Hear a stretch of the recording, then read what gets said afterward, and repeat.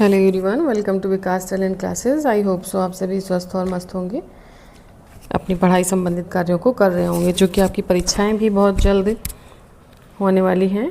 लगभग अगस्त लास्ट तक आपकी परीक्षाओं को जो है शायद संपन्न करा लिया जाए आयोग द्वारा। अभी पहले से कुछ नहीं कह सकते, लेकिन एक अनुमान लगा सकते हैं।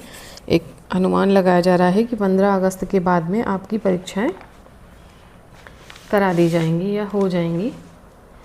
तो उसी क्रम में जो आप लोगों की सीरीज़ चल रही थी विज्ञान विषय की, उसके 25 प्रश्नों बहुविकल्पी प्रश्नों का एक वीडियो लेक्चर जो आपको मिल चुका है। ये दूसरा वीडियो लेक्चर है, जिसमें आपको पहले मैं क्या करूँगी, पहले सारे बहुविकल्पी प्रश्नों को आपको कराया जाएगा, उसके बाद में फिर अति लघुत्तरी और फिर लघुत्तरी। तो इस तरह से एक एक सीरीज़ को पूरा कर दिया जाएगा, जिससे कि आपको एग्ज़ाम ओरिएंटेड पढ़ाई, यानी कि एग्ज़ाम में पास होने भर का मटेरियल आपको मिल जाएगा। क्योंकि मैं बहुत ज़्यादा इन पे बिलीव नहीं करती हूँ, मैं कॉन्सेप्ट समझने पे बिलीव करती हूँ, लेकिन जो है पास होने के लिए आपने अभी कुछ भी नहीं पढ़ा है, तो लगभग पास होने के लिए इन चीज़ों को आप पढ़ करके पास हो सकते हैं। ठीक है, तो चलते हैं। 25 प्रश्न तक आपका हो गया था। 25 प्रश्नों के बाद में चलते हैं 26 प्रश्न। प्रश्न नंबर 26 क्या है? प्रश्न नंबर 26 है, 1 फुट किसके बराबर होता है? 1 फुट बराबर होता है, 1 फुट किसके बराबर होता है? बताएं, 1 फुट किसके बराबर होता है? 26.48 सेंटीमीटर, 28.48 सेंटीमीटर, 29.48 सेंटीमीटर या फिर 30.48 सेंटीमीटर। तो 1 फुट किसके बराबर होता है? 30.48 सेंटीमीटर। ये प्रश्न आपका कई जगह कई बार पूछा भी गया है। 1 फुट कितने के बराबर होता है? 30.48 सेंटीमीटर के बराबर होता है। ठीक है, न्यूटन की गति का जो नियम है, न्यूटन की गति संबंधी कौन सा नियम क्रिया प्रतिक्रिया यानी कि एक्शन रिएक्शन का नियम कहलाता है? न्यूटन के तीनों नियम मैंने बताए आपको, अलग अलग एक्सप्लेन भी करे हैं। जिनको नहीं भी समझ में आ रहा है वो वीडियो लेक्चर को पूरा देख सकते हैं, जो कॉन्सेप्ट समझाए गए हैं उनको। न्यूटन की गति का नियम, तीसरा नियम क्या कहता है? क्रिया प्रतिक्रिया की नियम। पहला नियम है वो क्या है? जड़त्व का नियम। ठीक है, तो तीसरा नियम आपका क्या है? Action reaction. ठीक है, जैसे बंदूक से गोली का चलना, ये कौन सी प्रक्रिया होती है? आपको पीछे झटका लगता है, आप गन चलाते हैं, तो ये कौन सा है? क्रिया प्रतिक्रिया का नियम। नेक्स्ट प्रश्न आपका है, बल इकाई है। बल इकाई है, बल किसकी यूनिट है? बल इकाई है अर्ग की, डाइन की, वॉट की या फिर कैलोरी की? प्रश्न कॉपी और पेन लेकर के अपने साथ में बैठें, जिससे कि आप प्रश्नों का उत्तर अपने आप करने का प्रयास करें। उसके बाद में फिर मेरे द्वारा आंसर तो बताया ही जाएगा। ठीक है, आप जो टॉपिक आपने नहीं समझ में आ रहा है उनको जा कर के, इसके वीडियो लेक्चर आपको सारे मिल चुके हैं लगभग, उसमें आप देख सकते हैं। तो क्या होती है बल की इकाई? क्या होती है? डाइन। मछली में सांस लेने का कौन सा अंग होता है? मछली जो है वो सांस कहाँ से लेती है? अपने फेफड़ों से लेती है, गलफड़े से लेती है, त्वचा से लेती है या फिर सभी जगह से लेती है? तो मछली सांस कहाँ से लेती है? कैसे जिंदा रहती है? किस तरह से जीवित रहती है? जो मछली होती है उसमें गिल्स होते हैं, यानी कि गलफड़े होते हैं, तो वो गलफड़ों से सांस लेती है। घुलनशील ठोस पदार्थ को द्रव से पृथक करने की विधि क्या होती है? घुलनशील ठोस पदार्थ को द्रव से अलग करने की पृथक विधि क्या होती है? छान करके आप अलग कर सकते हो। जो चीज़ पानी में घुल गई है तो वो कैसे अलग हो जाएगी? नहीं होगी ना। ठीक, तलछटी में कोई जब मिक्स हो गया तो नहीं होगा। निथार भी नहीं सकते हो आप। क्या करते हो? वाष्पन क्रिया द्वारा। कैसे? वाष्पन क्रिया द्वारा आप रख दोगे तो जो पानी पानी होगा वो उड़ जाएगा, बाद बाकी बचा हुआ मटेरियल वो नीचे बैठ जाएगा। चने के बीज में 2 हल्के पीले रंग की संरचनाओं का नाम क्या है? चने का बीज होता है उसमें जो बीच में हल्के पीले रंग की जो संरचनाएं होती हैं, जिसे आप कहते हो दाना, जैसे नहीं चने की दाल देखी होगी, उनको उस तरह जो होता है उनको क्या कहते हैं? ऑप्शन बताएं। बीज, चोल, भ्रूण, बीज पत्र या फिर मूलांकुर। क्या होता है? ये होता है बीज पत्र। 1 गज कितने के बराबर होता है? 1 गज कितने के बराबर होता है? 5 फुट, 4 फुट, 3 फुट या फिर 2 फुट? कितने के बराबर होता है? ये 3 फुट के बराबर होता है। कितने के बराबर होता है? 3 फुट के। पहलवान को भार उठाने वाला बल, पहलवान को भार उठाने में लगने वाला बल कौन सा है? पेशीय बल, विद्युतीय बल, विद्युत बल या चुंबकीय बल या फिर इनमें से कोई नहीं। मैंने बल के बारे में आपको बहुत ही डीप एक्सप्लेन करा हुआ है।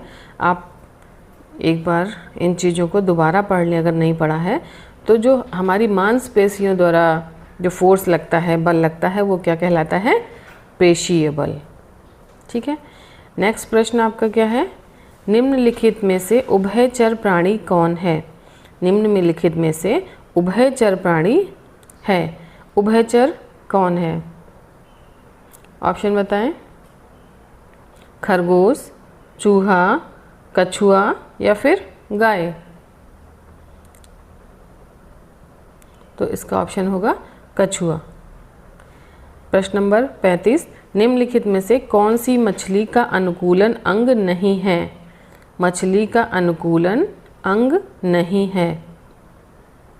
धारा रेखित शरीर, पंख, गलफड़े, फेफड़ा, इनमें से कौन सा अनुकूलन का अंग नहीं है? तो फेफड़ा जो है वो अनुकूलन का अंग नहीं है।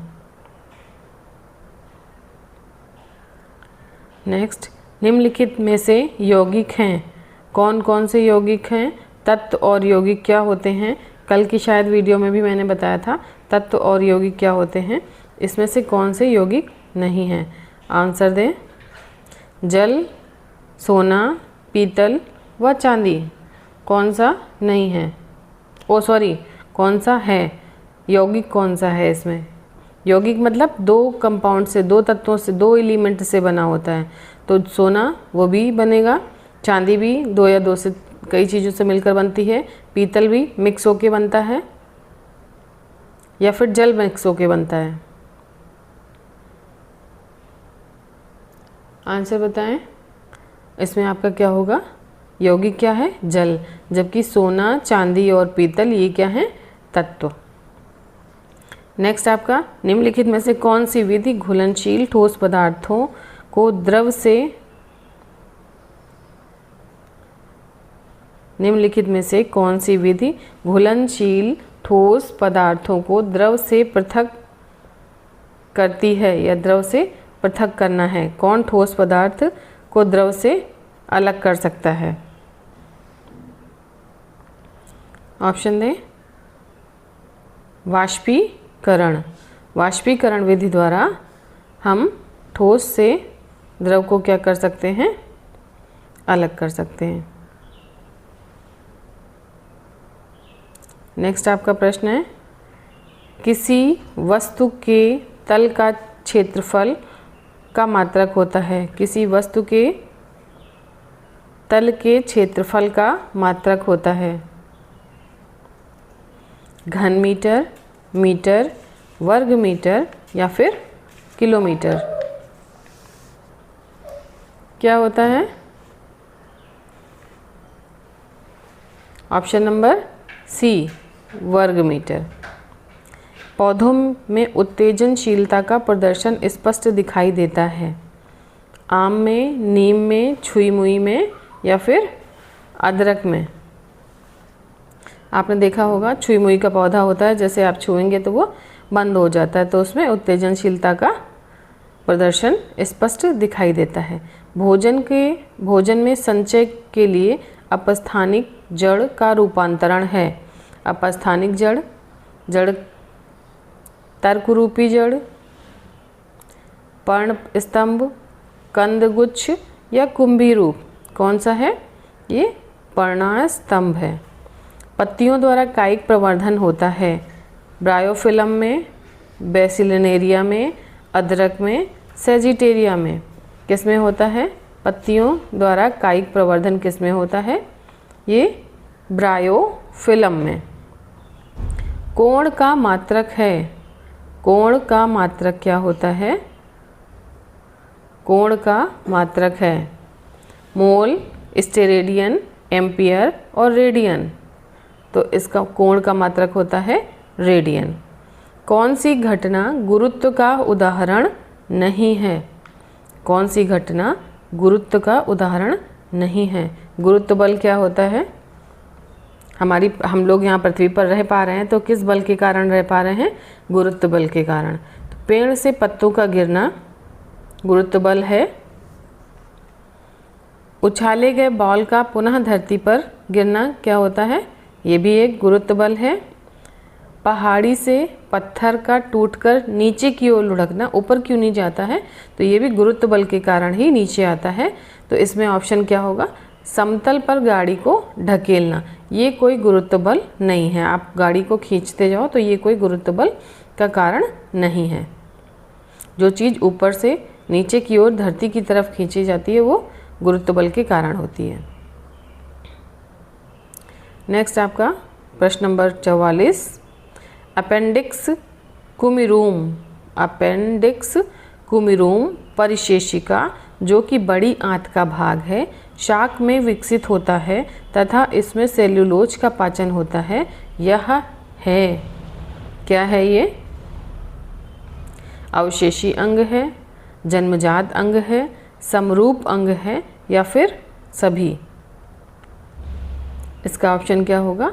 ये एक अवशेषी अंग है। ठीक है। निम्नलिखित में से जड़ों के प्रकार हैं। जड़ें कितने प्रकार की होती हैं? मैंने कई बार आपको प्रश्न कराया है। मूसला जड़ और अपस्थानिक जड़। तो ऑप्शन क्या हो जाएगा? सी।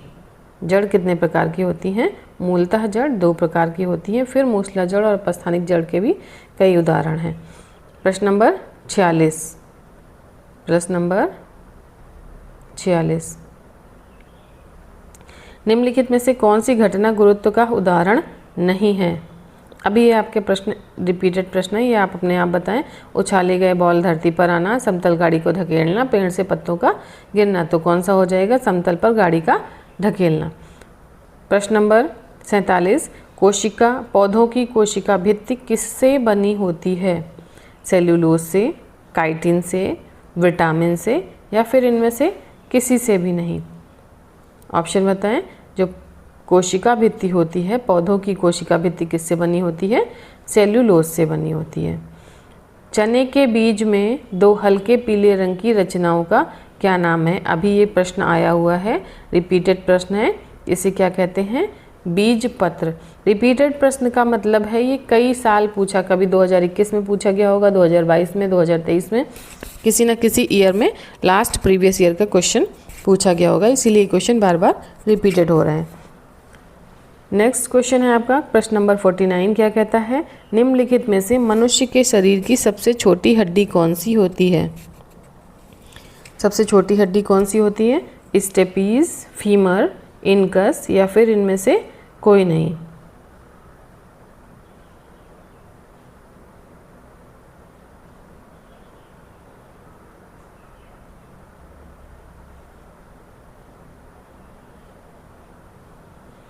इसमें से सबसे छोटी हड्डी स्टेपीज जो कि कान में होती है।